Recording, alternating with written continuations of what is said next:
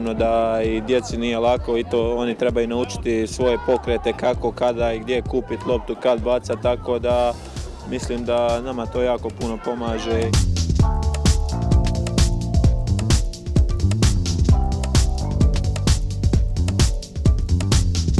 Skupljamo loptice kad igrači igraju za vrijeme turnira. Kad njima padne loptica, mi pokupimo da njima ne bi smetala.